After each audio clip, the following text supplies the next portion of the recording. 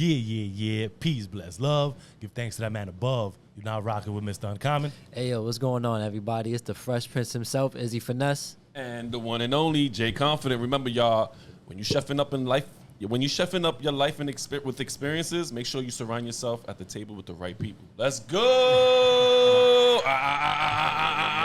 Let's get it. Off the dome, y'all. We said we're going to freestyle. Let's get it, man. As y'all can see, we switching it up today, right? We in a different scenery. We actually in a restaurant right now. Mm-hmm. And this was like our first time doing it in a restaurant, right? Yeah. We never done it in a restaurant before. Yeah. That's a fact. We have done it in a cafe, but not like a cheesesteak restaurant. So before we get into that, please like, share, subscribe, and also follow us on Instagram at Off Xperience Pod. Also, check us out on TikTok, TikTok. We drop videos, gems, clips, all the clips from Instagram. We drop it all there, man. Thank you so much. Also, audio listeners, we appreciate y'all. We see the analytics. We see the demographics. We see all that. We feel the love. That's the most important thing of it all. But keep tuning in. Keep vibing. Keep doing what y'all doing best. Thank you so much. Let's go. It's Off Xperience, baby. Yeah. Okay. Listen. Look, so like Izzy said, right? We at a cheesesteak factory. Crotty's. I always say Crotty's, right? Everybody does. Right? I don't know. Crotty's cheesesteak, right? Here at New Rochelle. Look, when we came over here, right? I ain't gonna lie. That hot cheesesteak, what was the name of it again? The Crotty Hottie. The Crotty Hottie. That's right. He was dying. Me too. Bro. Yeah, you sweating over here. I was had a sweat trickling down his face. I was what? Like, the first bite, I felt that shit just hitting. You know what I'm saying? Look, like I said, we in a different scenery today. Wanted to give love to Crotty's, man. Like, you know what I mean? It was we trying to like expand like the foodies type experiences, right? Like, you know what I mean? So we here with the restaurant owner, Paul Tuno. I said it right, Tuno, right? Yeah, that was actually perfect. Paul Tuno, cool. People say it wrong? People always say Tuno. Tuno? Because it looks like that. But, no, that was perfect. Cool. Let's give him a round of applause, man. Let's go. Also, I know we're going to talk about this too, but I know you also do real estate. I do real estate. Right. Got an Airbnb, commercial property, multifamily, residential, which I live in. You know, I'm kind of like a jack of all trades. I do a lot. Ooh, I like to keep busy. Cool. That's what I'm talking about. Real life monopoly right there. Yeah, son. Seriously, bro. Oh, that's facts, bro. That's dope. Before we get into anything, like, right, let's talk about the young Paul Tuna. The little man running around driving mommy crazy. Let's go back in the days. What brought you up? Let's talk about where you came from, like where you lived, and who was around, who inspired you. Let's just start from there. All right, cool. So I grew up not too far from here. I grew up in Mamaroneck, like the Rhinebeck section. So I went to Rhinebeck High School, and you know the younger me was definitely a crazy one. You know. You know, it started off from the real early ages. I mean, I you know, it's when I got my hustle in me. You know, I was knocking door to door, shoveling snow, selling gum, like whatever, you know, doing whatever I could do. My pops was a painter. You know, we came from, you know, we were like lower middle class in like a wealthy neighborhood, you know. So a lot of things that everybody else had in the neighborhood, you know, I didn't really have like, you know, I lived in my grandma's house until I was 16 years old. I didn't have a bedroom, you know. So being in a wealthy neighborhood, you know, it was, I never went to bed hungry or anything like that, but we were more like lower middle class in a wealthy neighborhood. So I feel like that from an early age, like kind of sparked my ambition where I was like, I always wanted to buy a house. How old were you when you first started selling gum? Dude, I was like 10 years old. 10 years old. 10 years old. The idea to even be like, yo, because I know, like you said, like, you didn't have money, like you wasn't like every other kid, but and I could relate to that because I didn't starve. My mom had 5 kids, but we wanted to be outside hustling, putting signs of washing cars. Like, yo, come through, we wash your car for $10, whatever you did, right? Shovel the snow. You know what I'm saying? So what sparked the idea to you to be like, yo, hustler's ambition. Well, let me just, I need, because you know we always want money for something, right? I remember Home Alone came out. Remember the little radio with the Home Alone that he yeah, the talk boy. The talk thing. I promise you, yo, I was packing bags with my mom because I wanted that, right? It was something I wanted to obtain. So this is why I asked you, like, what was it that sparked that? Because that was one of the things for me, like, yo, I gotta get my money, bro. You know what I'm saying? The first thing was a bike. I wanted one of them nice bikes with the dyno. You know, remember the dyno? Yeah, The big mirrors, the big mirrors. Yeah, I know. You know, with the pegs, you do all the. Even though I, never did any tricks or anything like that. You know, you ride your boy on the back. Gyro spinning handlebars. The little mongoose, triple wall wheels. So first what sparked it was, I don't know if you guys remember, but like in the early '90s, like snow was crazy. Yes, So it was. so the selling gum came after the snow, the shoveling snow. Okay. So it was just a winter. I remember perfectly. It was the winter of '96. I was 10 years old. I was born in '86, and it was just like snow every day. Every day, snow, like that, crazy, like the blizzards. And one day I was just bored, and I was like, let me go walk around and start knocking on people's doors, see if they want to shovel snow. So I used to go with my pops. My pops would do, he was a painter. And then in the wintertime, he'd do like snow removal, he'd cut a couple people's grass, just kind of keep busy, for his regular customers. You had that blood in you already. Yeah, so I would go with him from time to time, and I would just, I would go help him out. And, I always liked it. I always thought shoveling snow was like very, very peaceful, like, Yeah, very therapeutic. kids are, and it was just, there was so much snow, and I was like, you know what, I'm going to go out, I'm going to go knocking on people's doors and just try to make my own money, start my own business, and it went very well, I would lived and learn a little bit from the beginning, like how to approach people. And that's where I really got like my like sales skills, my sales skills, my business skills. And it was like, things that I look back now that I didn't know then, but I learned. And it was like, like whoever talks first loses in business, right? So I go knocking on people's doors. If I had a price in mind, people would be like, oh yeah, how much do you charge? Right. A lot of people would say no. Some people were like, nah, I don't want that, So as time shifted, I started shifting my strategy. I'd go up to the door and be like, listen, if I have to walk to 20 houses to get 2 people, I want to increase that ratio. I want to go to 20 houses and I want to get 6 houses, Yeah. There you go. So, it started off with me telling a price, and then it would be like, oh, what do you think your house is worth? Everybody's house is worth different, Some people are steep, some people longer driveways. And then kind of by doing it that way, I started getting people to give me their price, and then I would be able to say, all right, no problem, we'll do it for you. That's pretty dope though. How you put that reverse psychology on them. Yeah. Like, all right, so I'm not gonna give you a price, but what do you think your exactly? I'm your like, house listen, is worth? Like, some people coming over, some people coming under, but at the end of the day, you're gonna get the money. The ballpark figure, like, all right, cool. You gotta negotiate. Like, but all right, next time I'm gonna just charge this over here, because I know you're trying to give me this. This person gave me this. Let's do the ratio, right? Like the best 3. All right, let's put it together. Yeah, that's what I'm charging now. And then you would also know too whose house has to go back to the next time it snows. Like, oh, this guy pays good. All right, we're going to his house first. Yeah, that's true. You ever made it like a snowman to make it a little bit extra? No. But like, so that year was just like, that's where I really started getting like competitive with business, and like, things would be like, I'd be out shoveling somebody's driveway, and I would go and I would see kids walking by in the neighborhood, and I'm like, oh, I got to get this house done as quick as possible because everybody's in the neighborhood. They're hitting everybody's houses. They see you clocking it. They see you clocking it. They be like, oh, I need some of that too. Like, let me go shovel some snow. Yeah, Paul eating. We got to go over there too. Exactly. So then it got to the point where then I started getting real creative with it, and I was like, snowstorm one day during the daytime, right? And it was like going to snow all night. And I'm just like patiently waiting. I'm like, I got to get out there in the morning right away. I'm like, everybody's going to, and I'm like, you know what? I'm going to go out now. Thanks. So, I'm going around to people's houses in a snowstorm. It's coming down like crazy, 10-year-old kid knocking on doors. And I'm coming up to people, hey, you want me to shovel your snow? And they're like, what's the first thing you're going to say? You're like, oh, it's still snowing. Right. They're like, yeah, come back tomorrow. No, listen. I'll do it right now. You don't got to pay me till tomorrow. I'll do the job. I'll come back tomorrow, and I'll finish when the snow stops. That sounds like a good deal to me. Yeah. So, and people are like, oh, this is great. All right. Hell So I started locking in all these houses. That's what he was doing. Instead of the kids coming out in the morning, I could rest and be like, all right.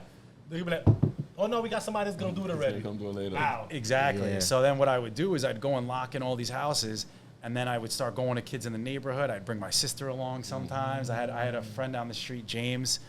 Oh, so you was running your little bit Yeah, empire, a little bit. so the next day, they would come with me and they would work, and we would hammer out all the houses that I already had locked up, and then we would go door to door for the rest of the time. So, you know, it was, Oh, man, it's running $1 million business. Nah, bro. yeah, for right there, like that right there is amazing, right? Because you even being that young and like kind of having already a business strategy to how to approach these houses was that's dope right there. That really shows like the entrepreneur mindset right At there. 10 years old, bro. Yeah. Yeah, like that. The strategy. You recruiting people. Joey, word. Like, The strategy of you even knowing how to put everybody together schedulally to be like, yo, look, bang, this is what we're going to do. yeah, and like, listen, I built the business from that. I mean, I did all those houses pretty much up until I was like 15, 16 years Wow. old. Like, I had people who would know every time he's coming. He's reliable. I came every single time. Like, fire. you know, and then, you know, I got into my, you know, my middle teen years, you know, later teen, where it was like, oh, you know, you get that FOMO where you feel like you're missing out every time you go out and you're working and stuff like that. And, you know, started kind of, you know, messing around and kind of falling off the hustle, you know? Yeah.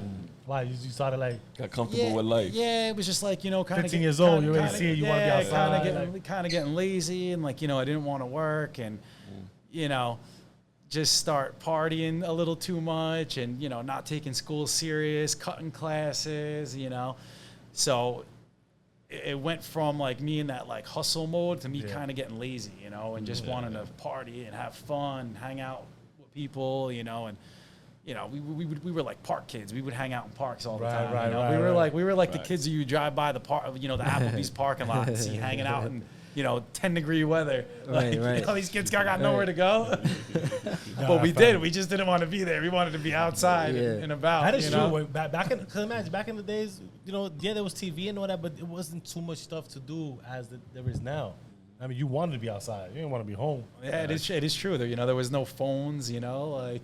Yeah, you got to hear about it the next day. Come You on, gotta- It's like, oh, damn, You didn't want I to miss missed it by out. your boys. Be like, yo, you know, you missed it. Yo, you was doing all this. What the fuck was that? You was home. It was the worst. You'd have to have like a call system where you'd have to call everybody's house that you thought they were at until you got to, you know, you call everybody's parents. And, Damn. hey, Miss Burke, is Thomas home? No, he's not. And then you'd have to go to the next. And then once man. nobody was there, you're like, all right, I got to go to point A. They're either at Florence Park, they're either at Yeah, Bellows, yeah, and like these are all our hangout spots. That's so then true. we'd have to get, you know, we'd have to walk. I'd walk. And at that time, you know, right when I moved to Harrison, when I got out of my grandma's house, you know, I was still going to Rhinebeck. You know, we didn't change the address and stuff like that. But I'd have to walk all the way from Harrison to Mamaroneck. You know, it was like a 30-minute walk, wow. man. Wow, you was walking 30 minutes? Yeah, you know, the What whole we time do, what without- we do when we kids, right? Like, we get to wherever we got to get to, man. Talking about we got laws somewhere.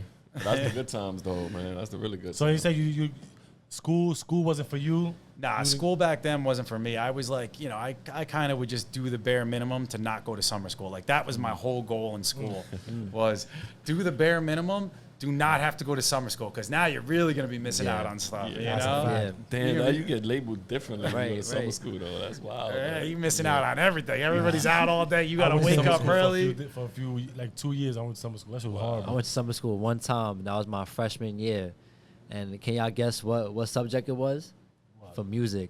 Really? Yo, I was so bro. I was heated, bro. I was heated. That's cool. I mean, Just Yeah, that's because a I more failed the fun one to go final. to. If you're going to have to go to summer school, though, at least going to school for music, you're like, all right, that's, you yeah, I know. went. I was like, You don't I have to went to study summer at school. home, you know? exactly right. It wasn't even like a real subject like math, English. No, it was for music. See, So I mine was like, yo, worse. That's crazy. I went to summer school for chemistry. Nah, that's hard. That's a hard one. Nah, that's that- tough. So Chemistry they is hard. I came out great with it though. I got a Yeah. college. I got a college credit and Right. the high school diploma for me. Yeah. So look That at was a that. pretty cool thing. Yeah. So look at that. Yeah, so you chipped away then. Yeah, right. So you went from the entrepreneur being 10 years old, right, to then, you know, getting lazy, falling off. So like when did like the mindset like shift and you started becoming like back on that hustle? So the mind shift shifted right around my senior year at high school. I got thrown out.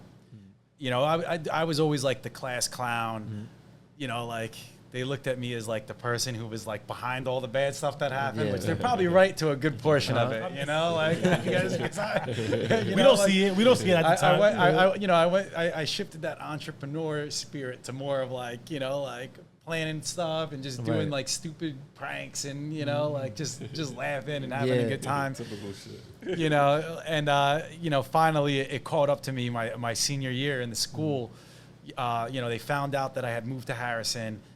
And they used to have like a policy where if you move during your senior year, you could still graduate from there. Okay. And then, it was just a bunch of stupid stuff going on. And then I ended up getting thrown out of high school midway through through the semester. And that was actually the first semester ever where I was crushing all my classes. Like I was starting to actually, enjoy it. And like, listen, I was like to the point where I would smoke before classes, but I actually enjoyed them and I was doing good in my test and I actually liked studying and, that was the mellow down, yeah. But, it was like, it hurt, to go to school with people from kindergarten all the way to senior year, get thrown out midway through the semester, have to transfer to schools. It ended up it was a lot. So I ended up dropping out of high school. And then I started working at this warehouse that was like right next door to my house in Harrison. And then that was kind of like the wake up call where it was like they're not gonna put up with your shit no more. Like you're not young anymore, like grown ass man, bro. Like, you got responsibility now. Yo, for real. Exactly. So, getting thrown into that and then working a job, it was like, minimum wage job at the time. It was manual labor, lifting heavy boxes all day, working on Saturday mornings, not getting paid overtime and just really grinding. And I was like, after about 6 months, I was like, I got to go back to school. I'm like, let's go. It's easy, man. Oh, so you actually went back and you graduated. So I went back to high school.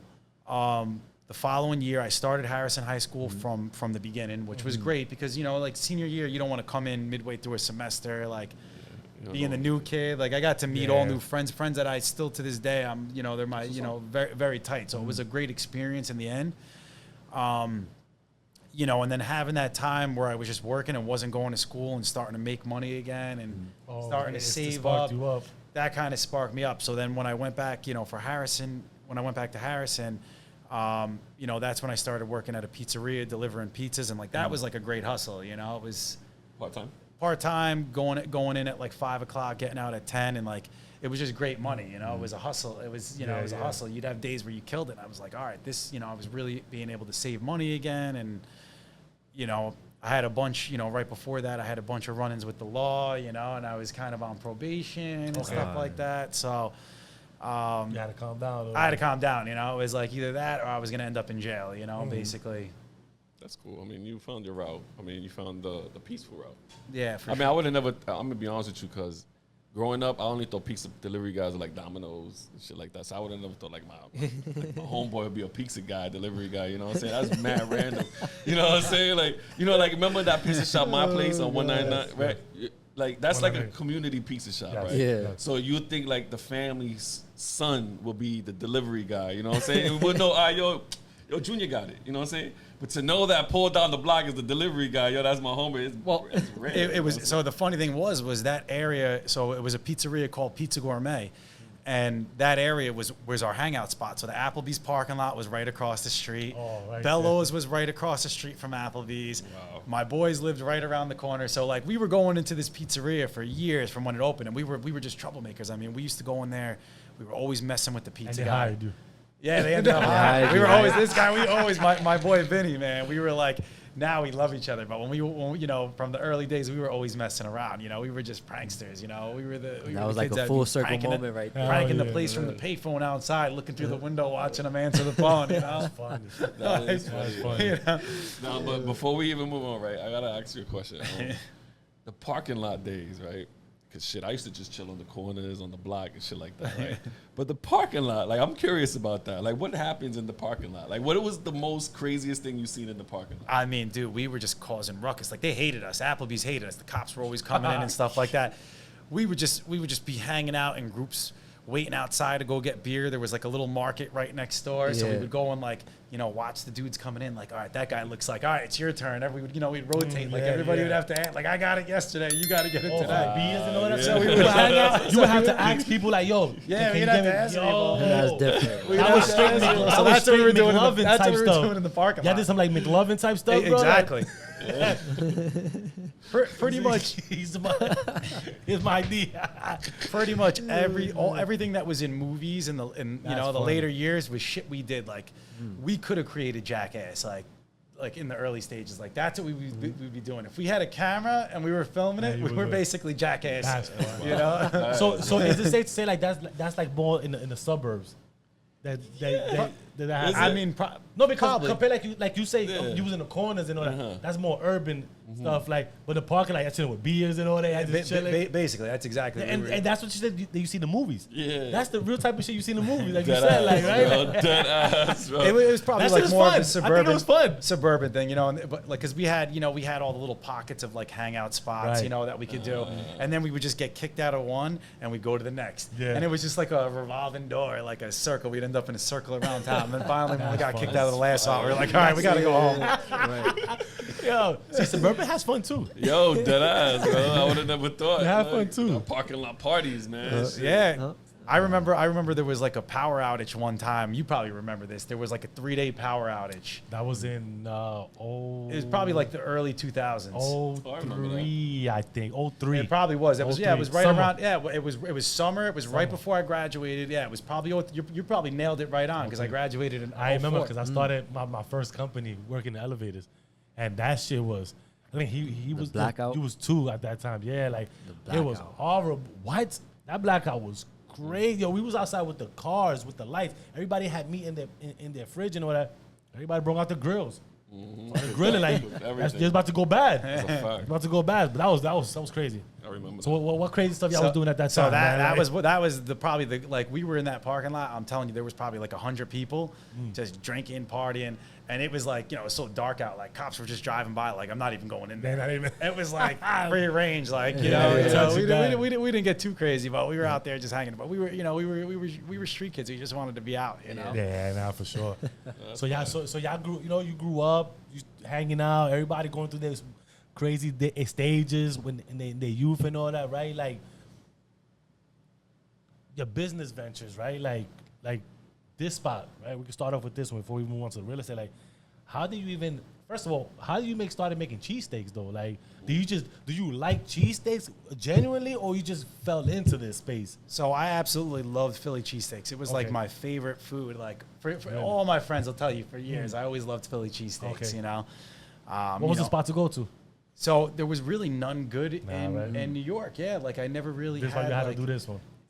and it was like, when I got older and, me and my wife, we would drive down to Philly. We would go try all the spots, like we'd just be craving it. And Will you be certain? Like y'all be getting on like, all right, let's see where we go spot and just go drive down there. yeah, we would Like, just you go do one of down there. those? We would go down there and we would just walk around and just try random spots, So, and then it turned into a thing where we would go down there, not all the time, but like frequently or anytime Right. we were there, it was like, we're going to get one. We're going to try this spot. We're going to try this spot. And, we just, I always loved Philly cheesesteaks, and so when I saw this place was up for sale, that's when I was kind of like jumped in. And at the time I had just sold my shares of a previous venture I was doing. I was in Milk and Cookies.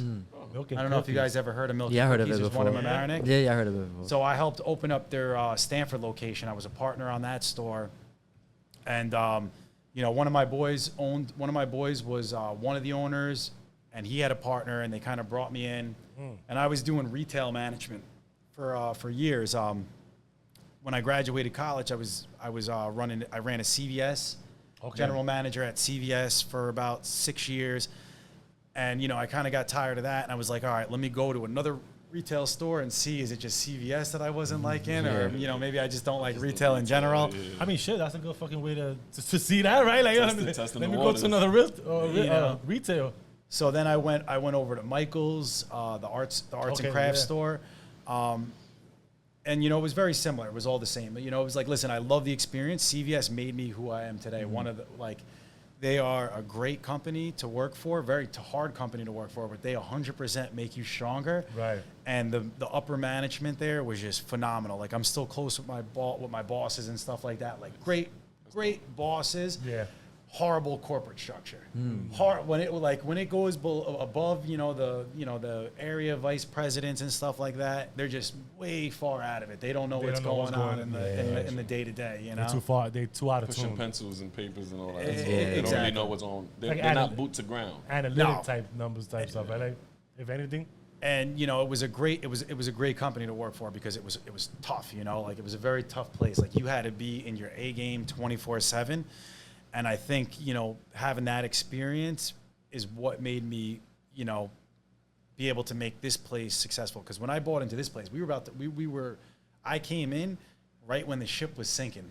Right. They're like, this place, like people don't sell profitable businesses and businesses that are killing it. Like when you see a place and, on paper it looks pretty and it's it's beautiful and you're like, wow, this little store is pulling in those numbers and it's up for sale. There's a reason it's up for sale. And it's not because they're making so much money that the place, that everybody just wants to sell out and jump ship, Right. So, coming in here was probably one of the biggest challenges in my life, and, there was a point where I was going to give up for sure. But I want to cut you over real quick, right? Because I don't want to skip over the fact that you had your shares and you had how you got into, I know they brought you in, but to get even shares and partners, like how did that work? Like, so the place was up for sale completely, and we met with the old owners. but you had shares already before that happened. No, not in here. No, not here. I'm talking about like the milk and cookies. Oh, milk and cookies. Yeah, milk. That's going back to that. Oh, yeah. Going back to that. Sorry. Like, So I bought some shares into it. And we were supposed to open in 2020 right during the pandemic. Okay. So I had left my job at Michael's in January, thinking that the store was going to be opening up in like February, March. That's what it hit. And that's when it hit. So it never opened up. So it never ended up. So it opened up. It opened up a year later. Oh. So like I was trying to time it out. Like I left in December, right after Christmas. I finished out the year at Michael's. I wasn't going to leave them in a bad spot. Yeah. Christmas is crazy in retail. No, It's like that shit is wild, bro. nonstop, man.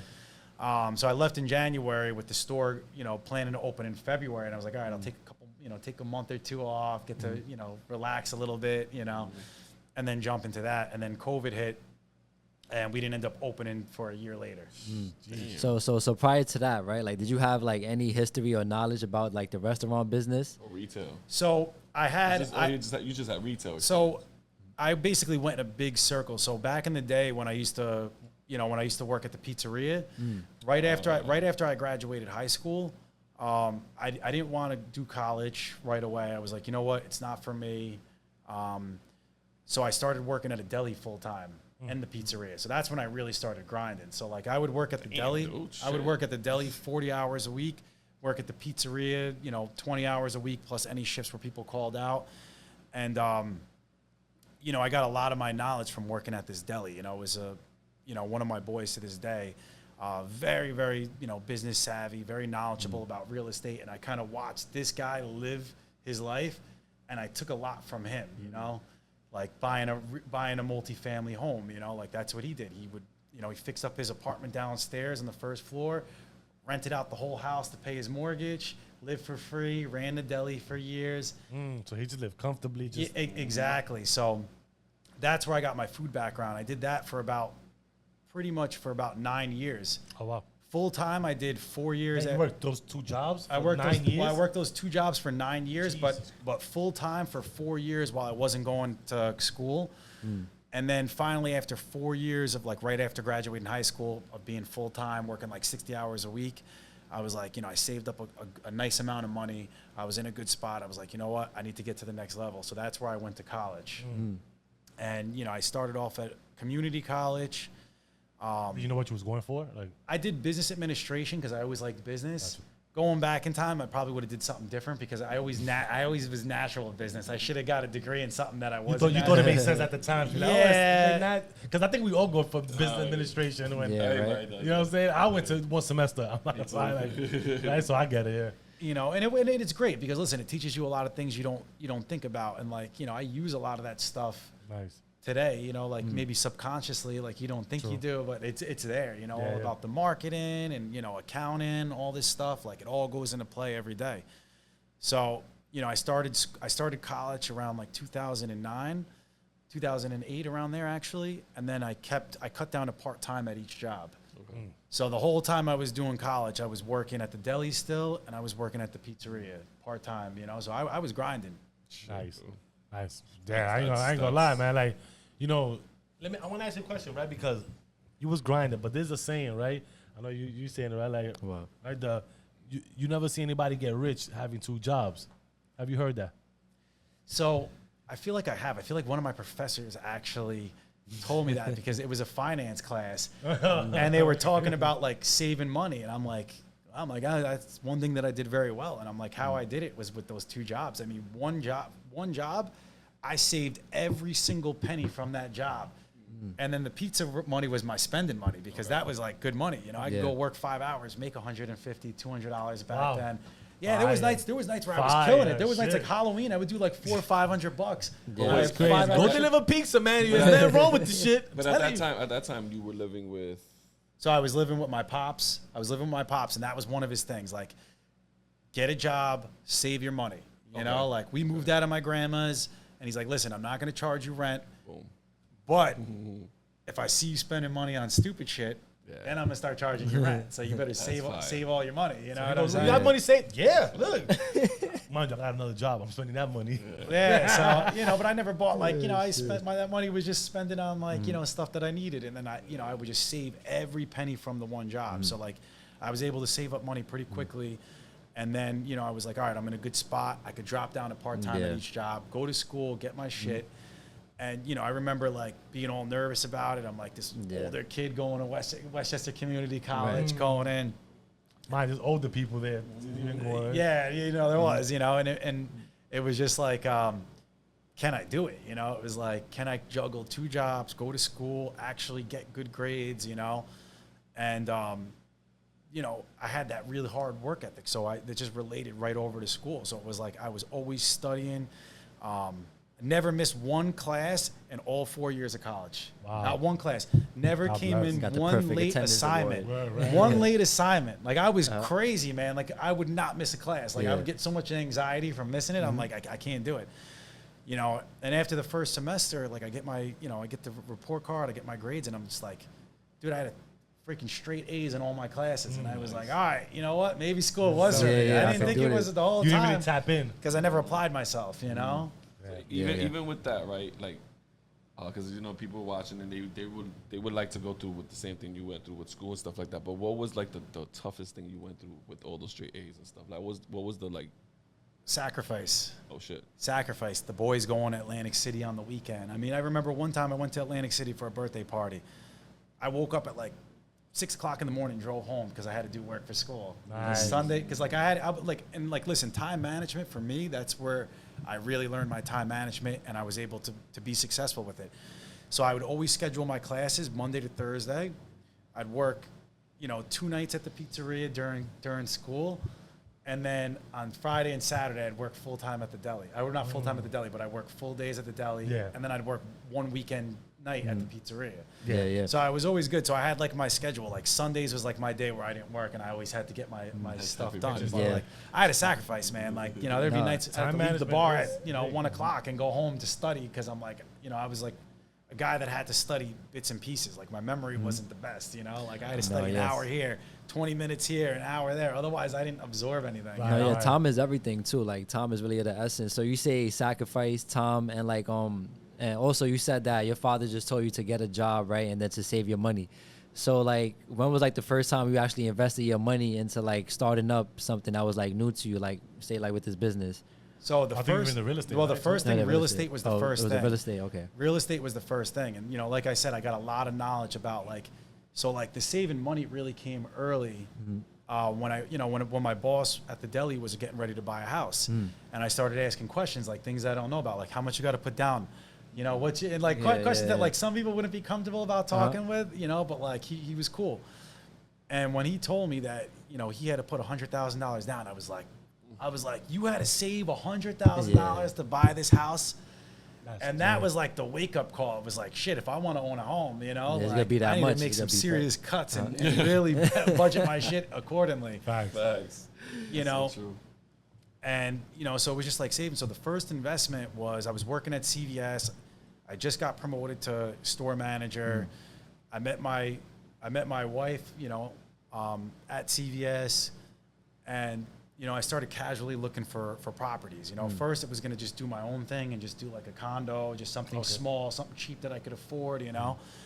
And then I saw this house come up on the market. And funny story with this house is it's neighbors to the school that I used to hang out, that park that I was telling you about. Yo, I'm literally the neighbor with the school. So that was one of the hangout spots right across from the Applebee's. Now it's Sedona.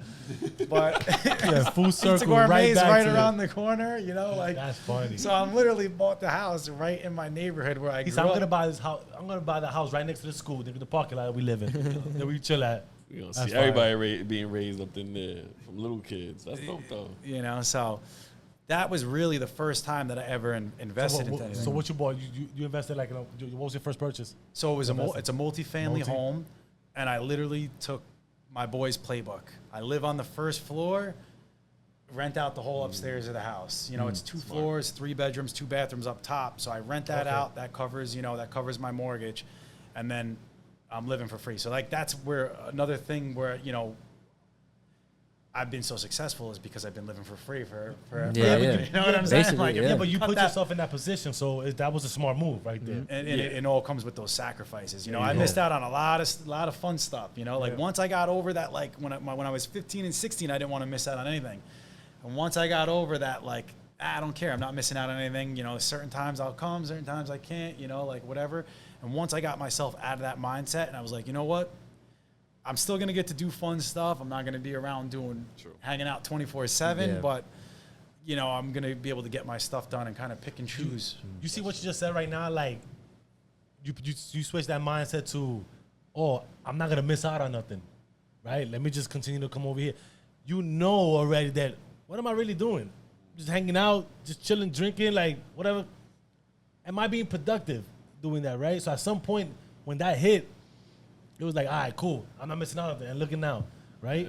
Yeah. You now you can have your fun. You could do all that, and now you living.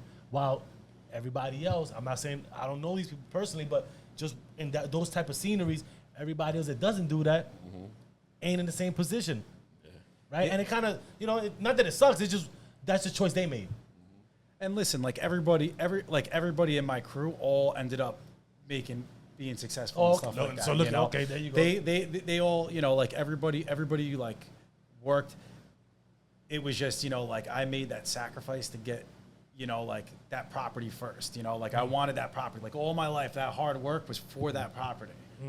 And then once I kind of got that and figured that out, then it was like, all right, I'm in a good spot where, you know, now I can kind of I can take chances. You know, I can invest in a business now because I don't got to worry about the rent being free. paid. You know, like you can't do that unless you're in a position to do that, you know? So that's a blessing, though. I mean, that's why I asked, because, you know, that's what I was saying earlier, because, you know, just the fact that, you know, you living free, you did it the right way. And, you know, just knowing the fact that you had 2 jobs, one, you stacked up your bread, you saved up your money enough to know that, yo, I'm comfortable here on this side of the job. On this side, I'm going to grind even a little bit harder to take care of my little parking lot spot, chill outs and stuff like that, this, that, and the third. But just for people to know that, you know, having 2 jobs, you might not be rich, but you can stabilize certain for your future. And that's exactly what you did. For sure. I mean, listen, when the professor said it to me, and it was like, because he was like talking about saving money, and I kind of like was like, oh, well, this is how I've been successful. Right. And he's like, well, when you work 2 jobs, you know, like overtime and all this and whatever, you know. And it's like, yeah, it's better to work 1 job in 1 spot, give your all there, work your way up the ladder, you know. But that was also, you know, in my earlier stages where, you know, I was just doing what I had to do. I was doing pizzas and stuff like that. Like, that wasn't my end game. But back then, it was easier to save money because it was like, all right, forget about this. This is your budget. Save a little bit from your pizza money. That could be your, like, oh, 1 weekend you go splurge, you go here, but don't touch the other money. Let that money continue to grow. We're smart, yeah. That's tough, man. City, The city kids needs to listen to this guy. It's tough because some city kids won't even they'll save up. They'll have 2 jobs, right? But they gotta get those purple parent jeans. You know what I'm saying? The nice Balenciaga sneakers. No, bro. These city kids is wild. Like I just heard a story right from my friend's mom, and she was like that at her workplace that 3 kids had walked in, right, and one of the kids was like, I'm trying to work. Can I start work today? I brought my friends with me. Can we all start today? See And what I'm like saying? it was just funny because she was like, "Yo, I don't know what these kids thought. Like as if like that's the way to get a job now. Like you just walk in somewhere and you just be like, oh, can I work today? Can I work today? Where's the uniform? They shot. Yeah, I was like, yo, Hey, but listen, like you that was a somebody good shot. might say, Yeah, that's what I'm you know, saying. like, listen, yeah. you don't know if they're in a desperate spot. They would be like, Right, all right, here's right. your shirt. Come He back. said, Yeah. I brought the block with me. Yeah, right. I brought my friends with me, right? Can we work today? That was funny, but you know, gotta respect the hustle, man. No, But, that's true. I mean, yeah, that's true, man. I respect your hustle once. Yeah, so you know, you did the real estate, you got the thing. Did you move forward with real estate, or did you just like Stay with So- one house. stay like jump onto this or the next venture? So real estate was my first venture where like really like grew a pair of balls. Okay, Because like, you know, to go and have to go put a down payment on a property, wipe out your savings, like it hurts. Like it hurts. Like your hand is shaking like this when you're writing that check at the closing. Like when you're, Trying to, you're like, like, fucking sign your name no, and seriously, shit. you're like, yo, I'm locked into this for 30 years. And like, you know, when I bought my house, it's funny because my tenant a couple of days ago was talking about it, and he's like, "Oh man," he's like, "I saw pictures of your house when you bought it." He's like, "Dude," he's like, "You had some vision," because he's like, "I would have never rented this shit." He's like, but it was like, it was the bones were good. So when I walked through the house and saw it, I was like, "Ooh, it's a nice piece of property." Like the house was just needed a little TLC from the outside, you know. And it was like, at first, then a realtor came the first time, and he's like, you know, you're only going to get this amount of money for this apartment up there. And I was like, oh man, you know, like I thought I was hoping I was going to get a little bit more. And, you know, once I started like kind of chipping away and like painting the house, fixing the deck and like doing this curb appeal, it was like every time I did something, it was like, bam, I'm putting this thing on Zillow and I'm jacking my price up. I'm getting renters, like people are calling me like crazy. Yeah. And it was like, all right, you know, like you just got to trust your gut. If you have an idea and you have an investment idea, just don't be afraid to put your money up in it, you know? Right. You know, back then I was like a cash under the mattress. Like, don't, you know, my dad was very old school. Like, don't put your money in the banks. They're going to go out of business. You're going to lose all your money. I know, right? Why they always said that before, right? that did happen though, right? In 2008, with the banks went out of business. No, That- some but banks still don't make shut it. down, but you could. They were insured, so you get your money back. All Like, banks are insured. Yeah, right. You know, like before I bought the property, you know, like during college, I wanted to invest in Apple. okay. And I told my pops the idea. I was like, Said oh, no. I got some money. You know, I'm like, I want to put it in Apple. And he's like, you crazy? He's like, the stock market, you're going to lose all your money. He's like, I told you, you know, you don't have to pay your rent. You're saving your money. Like, Damn. don't be taking chances. That's Dude, real old school right there. Though. that investment, Yeah, they scared would us. have They made scared me of in one shot, would have made me a multimillionaire. Like crazy like that. And like I ended up buying Apple after I bought my house when I was really like, when I watched all my savings go down, I was like, all right, you know what? Now I'm going to buy Apple. Like, And that was probably that was like the worst time to even buy it, because for now you're real. really putting your all into a stock, and like you don't. I mean, wow, that was a crazy investment right there too. Like, you know, so it was like, first it was like the house, and then it was like, you know, crypto was the first investment that I made. It was Ethereum back in like 2016, 2017. Okay. I had a buddy who was like, yo, put your money in this. He's like, I'm telling you. So I put a little bit of money into it, and then I was just watching it go up like crazy. Nice. And then I was like, all right, maybe I should have been investing money years ago. Like I instead of just know, having man, money like, sit damn. around, like you're just losing money with inflation, you know, like just sitting around. and leave it in the bank. Like I said, don't put it in the bank. It is true. Don't put it in the bank, because that is an accurate statement, right? Because it ain't growing. Putting it in the bank, what is it doing? Not doing nothing, right? Invest it.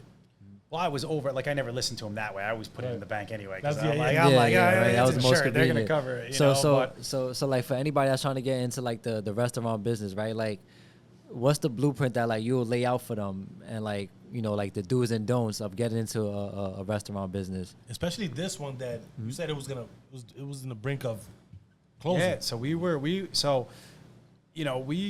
went through some up and downs. I mean, the restaurant business is very, very tough business. Yeah. You got to be willing to work, and you got to be watching everything. Okay. You got to be watching everything to the fullest, and you got to make sure that you're spending your money the right way at all times, you know? And, you know, we got over that hype period. So the first couple of years that the store was open, it was doing great. You know, it was hype. Philly cheesesteaks. There's nowhere in town. Like, you know, a lot of hype. People come in. And the same thing with milk and cookies. When I got into that, I mean, milk and cookies the first year was crazy. You know, like there's that excitement of it open. But like in most restaurants, you know, if you have that hype in the beginning, the hype is gonna die down. So you got to be ready for that die down. Doesn't mean that you're failing from that die down, but gotta figure it out. What you do with that, the way you manage your store, is going to be whether you're successful or not, or whether you go out of business in 5 years. You know, and most restaurants will go out of business in the first 5 years. That's true. Yeah. We were in the 5th year, and we were about to sell. Me and my partner Joe. We're about to sell to owner of Charlie's Cheesesteaks. You know those mall cheesesteaks? Yes. So Wow, this would have been a Charlie's? last May, this Crotty's was going to no longer exist. I was getting ready to sell it. This was like the first business where it wasn't easy for me. Like all the other business ventures that I did, like I got in, got out, made my money, did what I had to do. Yeah. But this was like the hardest one. And I was getting ready to just say, you know what? I'm done with the restaurant business. This was the easy way out, you know, and I never took the easy way out my whole life. So I was like, you know, I started thinking about it. We had the guy reach out to me. My partner Joe set it up. And I was like, you know, I thought about it and I was like, I'm not going down without a fight, you know, like I had a lot of ideas and a lot of those ideas I couldn't do because it was like, oh, we don't have enough money to do that idea. We don't, you know, but you got to spend money to make money. You gotta spend money to make money. So like you going through all that, right? Like what was like the mindset and like what told you like, nah, I gotta keep this? Like what was that moment like where you just got like it just clicked in your mind where it was like, nah, I gotta keep this. I can't let this one go. It was just about the thought of never really getting to do things my way, you know? And then it was like, you know, obviously with my partner selling, it was like, now you're in full control, you know, things that you wanted to do that, you know, Make up your own mind. Yeah. my thing was like, all right, I could sell it in another year or two if I really wanted to, you know, but like I had ideas. I was always a guy with ideas and it was just getting those ideas to life. And, you know, this was the first business venture where, you know, I actually had full control. So like same thing with milk and cookies. Like it was a great business, you know, like great business, but like I was a minority partner. You didn't have too much. And like when I had those ideas, it was like, oh, you got to run it up the chain. Everybody's got it, you know. So it was like I felt like I was right back into CVS, you know, or Michael's, where I'm going through a corporate guideline and like I got no say and no flexibility. And you know, for the first year in Crotty's, you know, like when I first came out, like it wasn't going down completely. It was you know it was stable, but we were just, you know, we were spending money on like a lot of things that we shouldn't have been spending money, and our money should have been spent in other areas. You know, we couldn't kind of come to terms on it. But you know, I started the food festivals right away. That was the first thing when I did. I was like, all right, summer's coming. They had just lost a big contract for summer. They used to do Bayburn Country Club. Okay, where's that at? It's somewhere locally. I'm not really too familiar. I think it's somewhere in the area. Okay. So, you know, in the financials that I looked in coming in, that was included into it. It was like, oh, Bayburn Country Club. And then it was like, you know, I come in and I'm like, the store was very quiet. You know, and then I'm hit with, oh, well, you know, this summer we got to figure something out. We're not getting the country club again. So losing money, a lot of money over that time. So I was like, all right, well, food festivals. I used to work sometimes at the pizzeria. We used to go and set up street fairs, and I was like, they're a great addition to a restaurant. Like, people love food festivals, you know. That was the ideas, and you couldn't explore those ideas. Like, so we did. So I was able to do that. So then that's where I kind of shifted away from the store, and I was like, all right, I'm gonna focus on this. So I got us some gigs at Tiki Bar when they first opened with new management.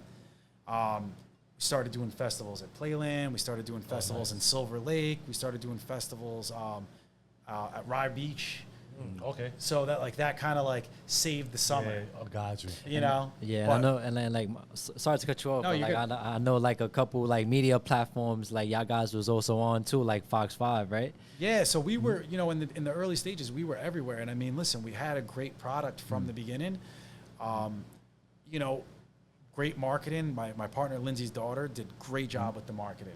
You know, she was all over the place. She was everywhere. You know, but it got to the point where it's like you could only do so much marketing. You know, like marketing is going to get people in, but you got to get them to keep coming back. You know? Yeah, it's You gotta drive out those sales, man. And like even now too, like now, like since with like this new AI technology that's coming out too, it's like you gotta just use AI to really like do your marketing for you nowadays. You know, like what once before it took a team of like 10 people. Now you could just use you yourself and AI. That's For sure, it's a blessing, you know. It's a blessing for now. Who knows what Yeah, will turn years from now. No, yeah, but- you probably have robots as your chefs or something, right? But you Robots did making cheesecake. But you Cookies dealing right with now in the back, right? with all the hats that you wear, like right now, right? If you was to go back 30 years and you had to pick one hat, which one would you pick? So honestly, I probably would have went back to school, and I probably would have focused an accountant. Like as boring as it sounds, like it's like I am That's a guy way off with from where you numbers. were. I Okay. am a dude with numbers. Like I'm telling you right now, if we were to go through my sales, I could tell you how many pieces of bread we sold without actually looking through the sandwiches. Like crazy. Like I have a formula for how I know how much Yeah. bread to order. Nice, nice. And I guess basically how much sales I'm going to do for the day. And then I could just use this formula and then it'll tell me, all right, you need 70 pieces of bread. I'm like, It's funny you say that because even when you said it at the beginning of the episode that you started doing the whole shoveling the snow stuff, you see how you Strategize. how you strategized. Gotcha, kid. Thanks, bro. I appreciate that. How you strategized everything from back then to now, how you can actually just strategize bread. Like, bro, I don't even know how many slices of bread come in a fucking pack of one bread. You know what I'm saying? That's too wild, yo. and yo, it's crazy because I'm like literally can get within plus or minus 5 pieces of bread. Wow. That's crazy. Just Talk from about the- bread though. The bread that we ate, that shit was nice and soft too, Yo, man. word. So wherever you got this bread at, Keep keep that. getting And it's also the order, making sure that I'm ordering the right amount of bread, you know, nothing yeah. carried over, you know, Ah, and like I'm crazy with it. Like I want a nice soft fresh piece of bread. So like that's one of those things where like you put a stale piece of bread on my sandwich and sell it to me, Whoa, I'm never no. come back to your place again. I'm definitely and not. I'll know right away. Maybe not everybody will, but I will. Nah, you ain't giving me no stale bread, man. Like fuck that. Like that's just one thing. That sandwich was good money, man. Like so you know even before we talk about the type of sandwiches you got, man. Like because I think we tasted a few of them. So when this was happening, you was going to festivals, doing all that, like, and it was time to be like, yo, I gotta make my move to carry this place on, right? How was that transition like? So I mean, listen. So what happened was like after the summer, you know, festivals you only really have till about October, and we were very strong. And like all the time, you know, I'm being told like, hey, when Iona comes back to school and the high school comes back, like that's when our sales. Like you came in at a bad time. It's starting to get warmer. Like, you know, so I kind of waited around, and you know, October hit, and it was like they still were just level. It was just like a lot of work, and you know, like ideas that I had were just, you know, using different meats and, you know, like trying different things. And I still couldn't get through. Like, you know, it was kind of like, it was a tough situation. Partners in the food business is the hardest thing you're ever going to have. It's such a hard business in general. And like, you got to be like, two people got to be on the exact same page at all times. And you come to disagreements, and, you know, then nothing gets done. And we came to a disagreement, and I stepped away basically from January until May. And I was just like, yo, I'm not coming in here anymore. There's going to be no more festivals. Like I've given ideas. My ideas have worked. You've seen it. Like You keep rejecting it. I gotta, you know, it's like, you know, there's got to be like, we got to get to a point where it's stable, where when I have these ideas, there's no issue spending money on a new freezer if we want to put Italian ices, or we want to get new menus, or we want to send out a blast. Like we were driving around handing out menus on people's cars that were printed from paper with no prices on them. And like, that was the marketing strategy. And I'm like, you know, I'm like, Yeah, right. you know, You would've told me. people were coming in like, don't put these on my car anymore. Oh shit! Yeah, like in church parking lots. In church park.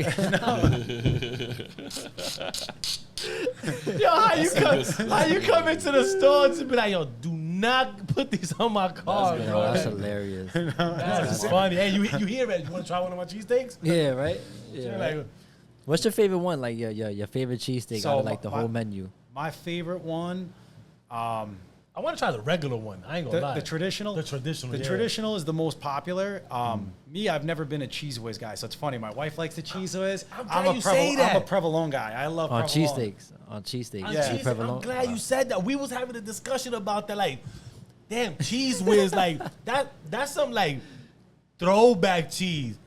Cheese The was when we was can, kid. cheese in the can. Nah, that was not cheese. Glass jar, bro. Glass It was in a glass jar. Cheese in the can. It's crazy. Oh, I know that cheese in the can you're talking about. Yeah, easy. That's Man. That was like wild. for the crackers. Easy, some shit like that. Easy something. Well, But the Cheese Whiz was like throwback cheese. But I don't know, like, I'm not a Cheese Whiz guy either. That's what I'm trying to say is I'm not a Cheese Whiz guy. I'd rather have just like regular cheese, other cheese that slice of cheese that go with it. Like, So Cheese Whiz is the traditional Philly way. And it's an actual brand. It's by Kraft. That is the original. So there's multiple like rip-off cheese sauces, but Cheese Whiz is the brand. Like that's when you go to Philly, you get Cheese Whiz, you get the cheese sauce. It's the Cheese Whiz. Provolone is usually the second most common. okay, You know, I've always been a provolone guy. A lot of people love Whiz. A lot of people don't. You know. yeah, I'd rather get provolone. I'm a provolone guy, but you know, Cooper Sharp is like the new one that's like really like the wave. Like Angelo's is like one of my favorite Yeah, we've spots heard of it. in Philly. Yeah. They use it. So we're actually eventually we're adding that to the menu. It's Yeah, coming. Like yeah. I got ideas. I've had things that I've just been slowly dropping, little by little. The chicken cheesesteak. The chicken cheesesteak. So we've always had a chicken cheesesteak. You know, any of our sandwiches, you can customize them. You could use pulled pork. We got a barbecue pulled pork, but I'm actually in the process. I have a buddy who has like a little like business that he does with all like smoked meats. He's got really good pork, and it's Fire. like mom and pop, like Yeah. you know, like I like those. So we're gonna, you know, I've been chatting with him about bringing his pulled pork into the store. Who the So fuck's it's that like- Arby's? What? What? Get the fuck out of here. We got it here. Nah, like I remember last time we was in Philly, right? And shout out to Eamon Brown, right? He got us these chicken cheesesteaks, and that was like our first time actually eating a chicken cheesesteak. Facts. And like had like white American cheese though, and that one I was think that was provolone. White Was it White called? American is very popular though. White American is one of I think it those was white ones. American. yeah, it was white American. It probably was. White American, I feel like, is a big like New York thing too. Like a lot of places put white. That shit was some good, in though. Philly That shit put was the good, white though, like- American. I like white American. Yo, No, try yeah, the it white was good. American. Cooper Sharp is like is an American cheese, so it's like a white American, but like fancy, like it's way more expensive. Oh, okay. Maybe I'll try that. All right, maybe So- that'd be different. Yeah. I'm about to Maybe buy I that. Yeah, so fire. Nah, fire. it so was dope, my though. favorite sandwiches on the menu, definitely the Paulie. That's the Paulie. one that I. What the so- Paulie has in it? So Provolone the Paulie cheese. has jalapenos chopped up, but they're not spicy. They're like pickled jalapenos. It's got bell peppers chopped up really small, steak, onions, provolone.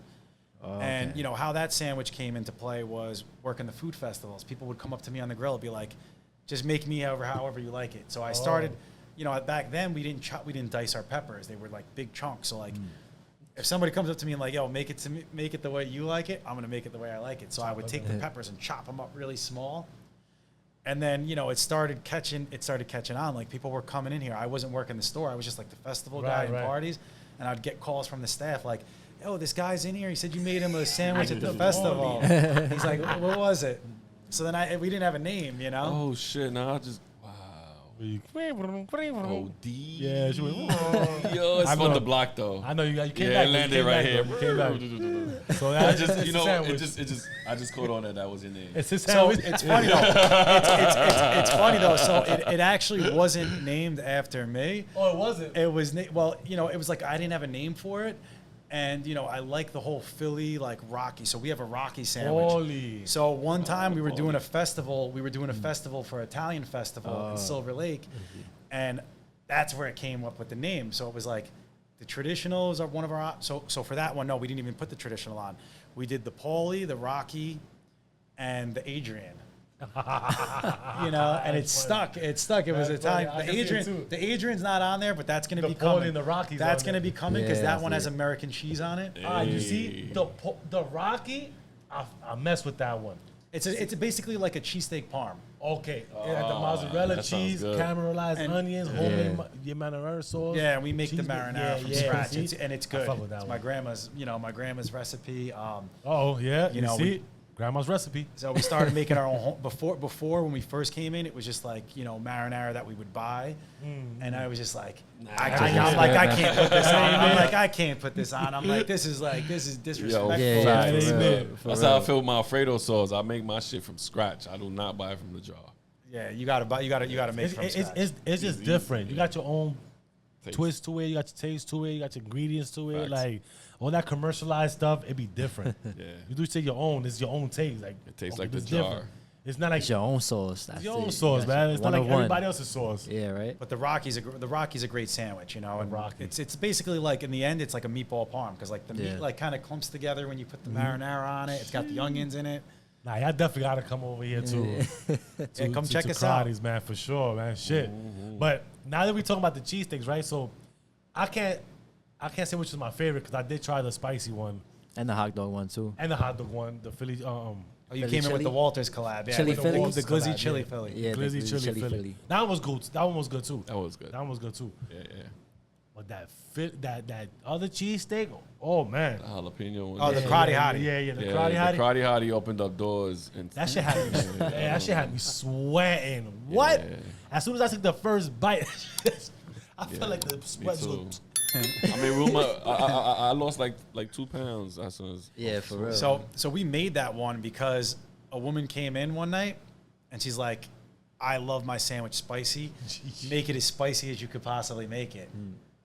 And then I was like, you know, I'm like, there's probably a lot of people out there that like a spicy sandwich. And, you know, I'm thinking of names like, you know, I like to try to think of like funny names, you know, like Catchy. the Glizzy Chili Philly, you know, the Crotty Hottie. I'm like, you know, that's a catchy name. Catchy, you know? sure. Hottie. And then that's when it hit me. I was like, the Crotty Hottie. I was like, oh, that'd be a great sandwich. Like people who love spicy That stuff, shit you know. sounds good. But what type of like you know there's other types of steaks, right? So what type of steak do you use specifically? What kind of for meat? your- Yeah. So we switched over our meat in January, and that was a game changer for us. Okay. Why? That was 100% the game change, in fact. And you know, coming in the early stages, like I said, nobody likes a Philly cheesesteak more than me. I love it. Like I could eat them. Yeah, that's I still go try random places and like try to, you know. Just- my wife, my as wife you thinks should, I'm though. crazy. She's like, you ordering a cheesesteak, you know? Or, I don't know. No, yeah. Because you for never real. know what inspirations you might get. Exactly. From others, right? You never know. You never stop working. Yeah. So at first we were using a meat that was like kind of like, and it wasn't bad. It was just good, you know, but it wasn't great, Average. you know. And it was like, you know, I wanted to take Crotty's to the next level. Like I didn't want to be a 4. I wanted to be a 4.5 and above. You know what I'm saying? So a buddy reached out to me one day. He loves Philly cheesesteaks too. He was actually from my town. I grew up with him in high school. And he's like, dude, I'm watching all your posts online. He's like, man, I can't wait to come back up to New York. He's down in Naples. He's like, listen, I know the owner of this company. It's like a very big producer in Philly. Okay. He's like, they produce Nice. Philly cheesesteak meat. He's like, you want me to connect you guys? And I was like, yeah. I'm like, sure. I'm like, you know, set up the call. So he set up the call. And, you know, the guy lives down in Naples as well. And he's like, I'm flying up to the headquarters in January for like end of the year stuff. Yeah. He's like, you know, what kind of meats would you like? I'll send the guy up with some samples. You can try them out. And, you know, I always liked, like ribeye could be really, really good, like a fresh ribeye. And it also like, you'll see a lot of complaints of it having no flavor. Yeah. You know, it's like one of those things like ribeye. I love a ribeye steak. You know, I love it when I'm in a restaurant Yeah, eating ribeye it steak, medium. You know, like. Yeah.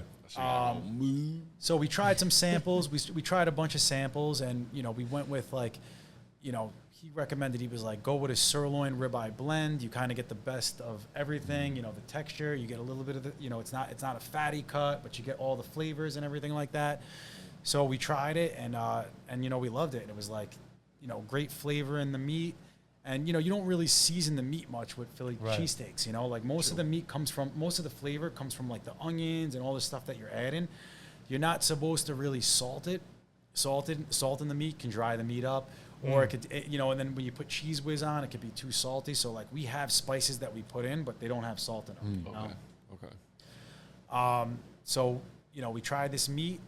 And then it was just like crazy figuring out logistics of how to get it over to here, you know, like, you know, because like this company is like a big company. It's like there's like four top producers of all Philadelphia cheesesteak meat. This is one of the top ones. So now getting it over, you know, these companies don't deal direct with the consumer. You can go and get you can get your own branded meat, and then they'll send it to a Cisco warehouse or somewhere local. But then you gotta have Cisco come and deliver it. But you know, Cisco, the middleman. Cisco is gonna jack the prices up on it. You know, That's a fact. And yeah, right. Terrorists. you know, going from research of all my reviews, Like, dude, I'm crazy. Like, I would look back, you know, from the first review ever at Crotty's, like on Yelp, on all the platforms, like crazy. Like, dude, I started DMing people like, hey, listen, it's new ownership. Come and try us again. That's good. Like, just because I want them to come back in. Like, you know, people from 2 years ago that left a comment. Nice. I'm like, I want to get them in here. So once we picked this meat, we figured out the logistics. You know, it turned out where I was able to work it out where, you know, they come and deliver it direct to me once a week, you know. Nice. Because we couldn't work it out with Cisco. Like they were trying, right. I'm like, I'm not trying to, you know, one of the things I found was like, oh, their prices are high. You know, so I did not want to raise the prices. And like one of the first things I did when I came in was I actually reduced all my prices of my toppings. So like toppings used to cost $1.50, $2 a topping. You come in, you add 4 toppings on it.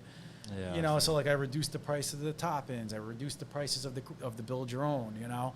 So once I tried this meat and I was like, oh, I really like it. It's a lot more expensive.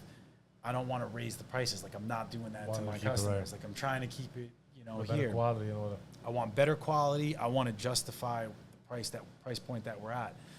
And you know, now I'm like 100% where we're at is where's that? Perfect. You know, you're getting Nice. value in it, you know, That's like dope. for sure. You know, it's That's dope. high quality ingredients. You know, I'm a mushroom lover. I'll never put a canned mushroom on your sandwich ever. Those mushrooms are fresh mushrooms only. Yeah. Like You don't like mushrooms? Hell no. me Anything that's neither, I a ain't gonna fungi lie. should not be. I do like mushrooms. not mushroom like mushroom. I do like mushroom. Oh man, They're not there for you go. everybody, but I like people- mushroom They're coffee. not for everybody. I like mushroom coffee. Shout out Supermind. Shout out Supermind. Yo, I like mushroom coffee's pretty good. Yeah, mushroom coffee is cool. But yeah, mushroom like the vegetable mushroom. Yeah. I can't. My wife likes that shit. You can do My wife it. likes it a You lot. can put it, but don't tell me.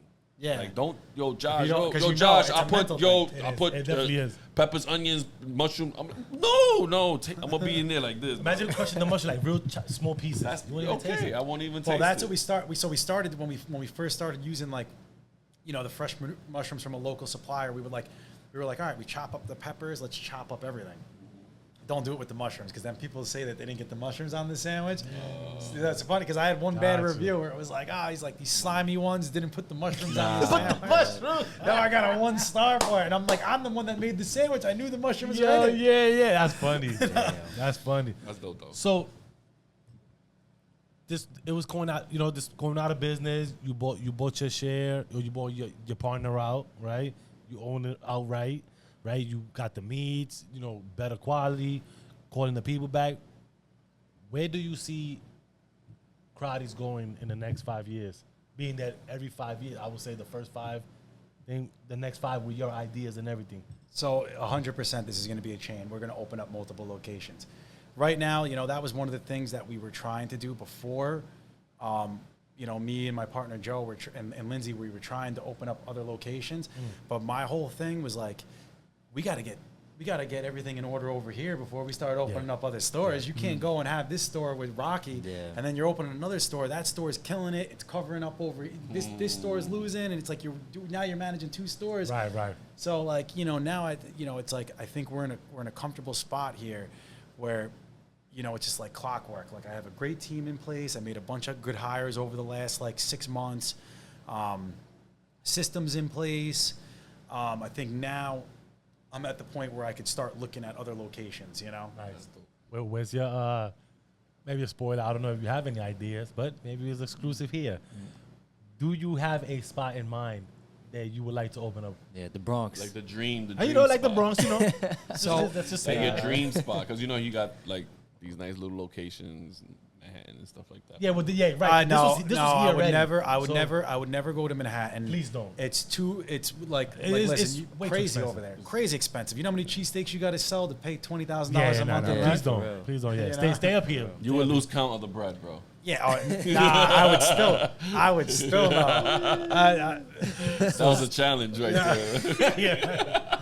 So where more, like, if you have one in mind. Like, So really, the way I look at it is there's no perfect spot in mind. Like it's because like the perfect spot isn't necessarily going to be ready when you need it to be ready. True. So now it's like I'm casually looking, but I would like to open one up like in the Mamaroneck, Harrison, Rye, Portchester area because that's on like the other side.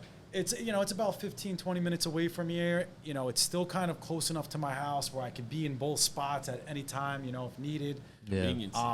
You know, your first couple stores, you got to keep a tight look on. You know, Yeah. it's like you open up 3 or 4, now maybe you could hire people, and you could have a manager who's going around to the stores and a manager of the manager, But in the early stages, you got to be there. You got to be involved. You can't just go and open up a spot and boots to ground. Boots to ground. It's boots to the ground for sure. OD. So I like to keep it in my reach. Got you. I see what you mean. That's fine. Yeah, I know Portchester. There's a strip of a lot of places to, Eatos and all that Home Depot. That spot would probably be dope. A spot like that.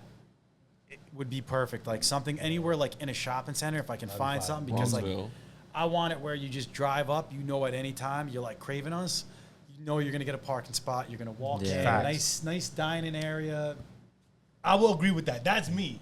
I ain't gonna lie to you. That's me. I want to pull up, have a spot, and go get my food and bounce. I hate to go look for parking because I gotta go look for food and all that stuff. So yes, that's the reason why I love my laundromat, bro, because I got a parking spot. I can see it in the parking lot. And that's one of the things that makes this place so tough to run. Like, listen, we're in a great location, but we're not in a great location. We're in a great location because we got Iona right here. We got the high school right there. But there's, parking. Like, if like where you guys parked right up in front of the playground over here, the park, that's the best spot to park. But nobody knows about that. So, like, they'll try to find a spot over here. So, like, things I've been doing. So we're a lot of Uber Eats, Grubhub, DoorDash. Okay. So, like, that's the struggle what was the biggest struggle of this business, where, you have to pay all those commission fees and all that craziness. It's like getting foot traffic in is tough. But a Philly cheesesteak spot, people will drive. We have customers that come all the way from, an hour away. They'll drive down here and they'll go for the hunt. Yeah. Nah, see, things like that for sure, yeah. If I have to sit somewhere, I think maybe eat like a restaurant type stuff, it'll be hard for me to do things like that. But yeah, we came over here and come. There's good times to come. Yeah, it ain't that bad, man. There's good times to come, right? Like double park right here, right? Yeah, fact, man. Right? And that's why we started doing when I switched over to the Toast POS. We started doing curbside delivery through it. So you can go and put your order in. Fire. Dude, the curbside is the greatest thing, and more customers need to try to use it because I'm telling you, it is phenomenal. You put your order in online, you pay for it, it gives you a link, you text the link when you're here, an order comes through the machine, like an order's coming out, because everybody in here, when you hear an order coming out, the first thing you do is run to the machine. Facts. And it says, all right, Rob's here in a white Ford. And you just go out, they can double park right in front. Easy money, boom. Boom, hand it. People who try it do it all the time. They're like, oh, this is phenomenal. Nice and easy. Nice and easy. It's mad convenient. I'm going to be doing that. So park the curbside. Yo. Easy, son. Yeah, facts, man. Man, Paul, this was dope, man. Yeah, man. Talking about these cheesesteaks, man, got me hungry, bro. My stomach is right now. This was definitely dope, man. Like, I like this. We appreciate you letting us the spot to film. You know what I mean? We appreciate your story. Like, it was a struggle for sure. It was a struggle for sure. Your story could inspire somebody to get that mindset and know, like, yo, there's sacrifices that could be made and reap through the benefits, and look what you can get. For real. You know what I'm saying? So, with that said, you have any last inspiring words for our audience that you want to put out there, man? That would be good. I mean, basically, just don't give up on your dreams. Just remember that you got to work to get to them. It's you gotta put the time in, you got to put the energy in. Don't be afraid to fail. You're gonna fail sometimes. You could always make adjustments. Just don't give up. I could have gave up this place a year ago, and who knows what I'd be doing now. I know what you have been doing. Getting ready to be a daddy. Thank you. Drop a bomb for that. For that. My man Paul was in the house getting it done, son. You know what I'm saying? Yeah, son. Yes. Let's keep dropping bombs for that. Congratulations, brother. Congratulations. Thank you. He is having a baby boy, man. Like, very proud of you, man. Thank you. Congratulations. Paulie Jr. Appreciate you. Paulie Jr., baby. Paulie Jr. We about to get a sandwich, like a 6-inch sandwich like this. The Paulie Jr. Paulie Jr. That's a good idea. Yo, baby cheesesteak, a baby cheesesteak. Baby cheesesteak, the tater tots on the side. The kids menu. That's fire. There you go. Yo, only exclusively at Crotty's, y'all. I'm telling you, fire. Yo, listen. You want to shout the address? Yeah, so we're at 8 Eastchester Road. Speaking of the kids menu, we got a great kids menu, very affordable.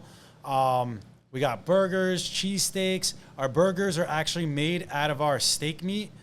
We hand patty them, so it's different from anything else you're going to get. But we're on 8 Eastchester Road.